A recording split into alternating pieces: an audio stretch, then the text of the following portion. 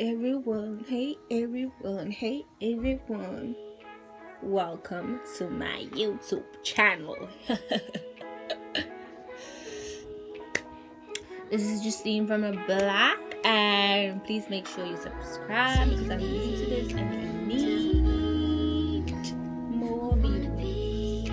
Anyways, yeah, today I'm going to talk about growing up as a colored woman and what it is like to be as a colored woman, like from my perspective.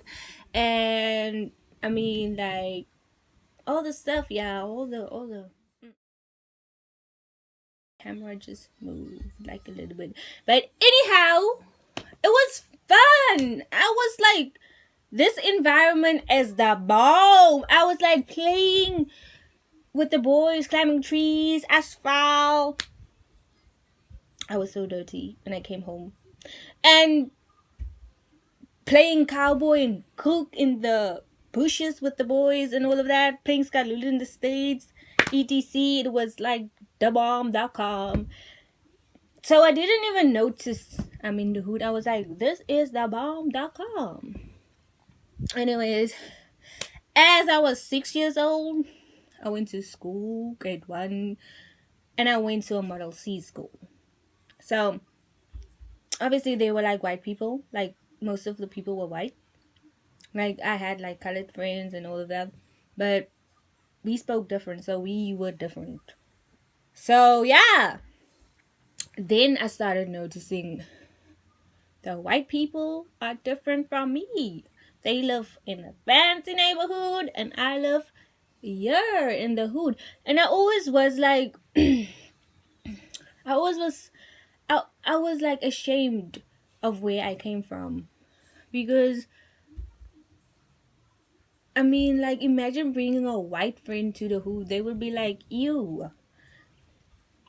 So I was always ashamed of my environment, first of all, and I was ashamed of my family because they would just like randomly stare at us, and they would ask me like weird questions. At that time, my mom had dreads. Uh, excuse.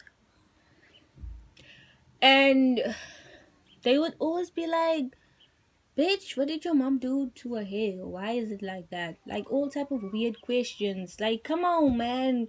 Don't ask me questions like that. You're making me feel uncomfortable. And yeah. My baby's like talking with the TV. I use that to distract him. Because I need to like be doing stuff, you know. What a wink that was, Justine. Anyways, yeah. So from there on, going to school, it just went downhill for me because I was just like, nah, not feeling the vibe in the hood anymore. But if I came home from school, I would be like still praying with my friends in the streets and stuff. But deep down, I'll be like, I don't want to be here. Anyways, yeah, and yeah, it was just like sad because like just like to see people suffer. Like I wouldn't. We never used to be like we always had money, like enough. Like we didn't suffer. Like we weren't like poor.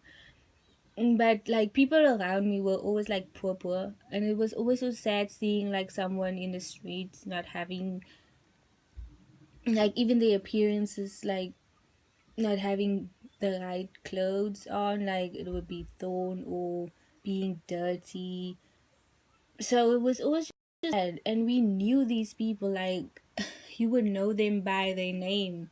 So I always saw these type of stuff happening, like maybe some of my friends like not having food at home, or like we struggling or something. So poverty,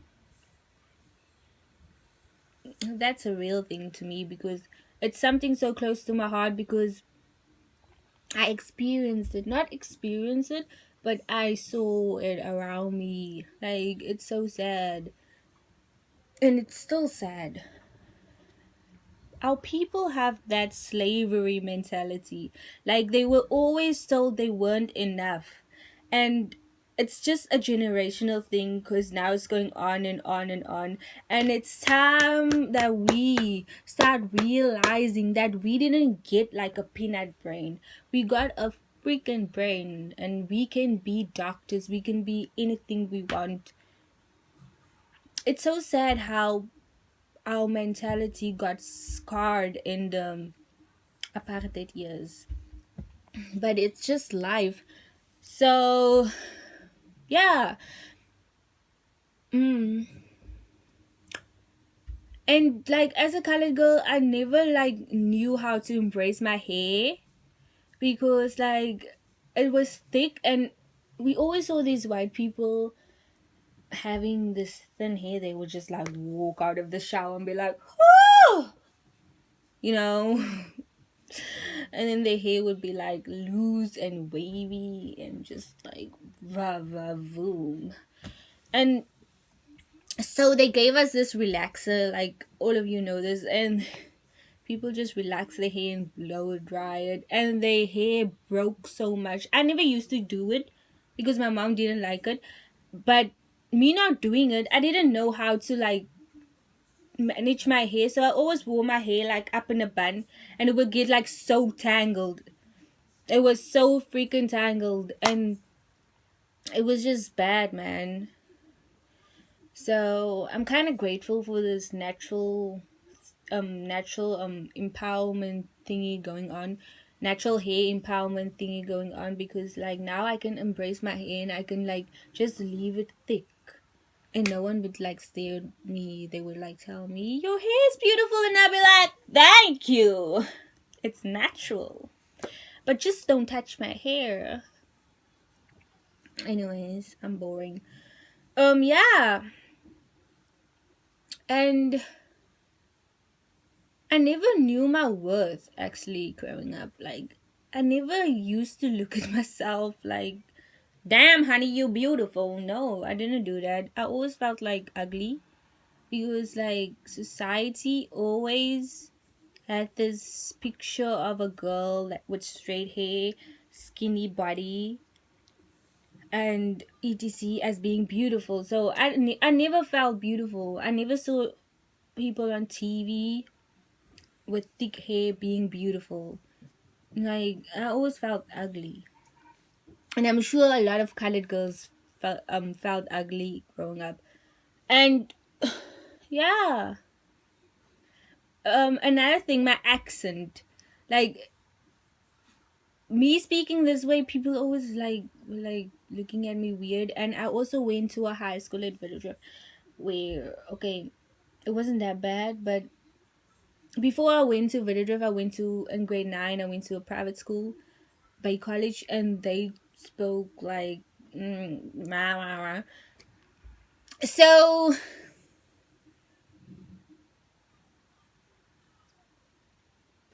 it wasn't nice, because I was always looked upon as the color girl. They literally always used to call me that, but I would laugh, and they would be like, "They gaan ons mini messteek and whatsoever, and you're gonna like just stab us with a knife." Like, mean, come on, man, don't be that mean. Why would you say that? I would stab you, but why would you say that? Anyway, so I was, and at Bay College, you were like 9, 10 in the class. So obviously, I'm the only brown, but you're not brown skin. I think, ah, but I was the only colored girl in the class, so I was always the different one. So, man, anyway, skip that. At Village, I was weird. I would dye my hair pink now. Tomorrow I would dye my hair purple. Bitch, please. Come on. I was always weird, man. I didn't fit in there. I got into like a major depression, guys. Like, I got skinny and stuff. It was just weird for me. It was just, life just sucked. And then I think it was in 2017. Yeah, I went to PV Bota College, and already that time the natural hair thingy went on and it was going on, and I started feeling my hair. I embraced it. I started wearing it natural, and life just took a step up for me. Like I was like a little bit, don't be full of yourself, but a little bit popular at school.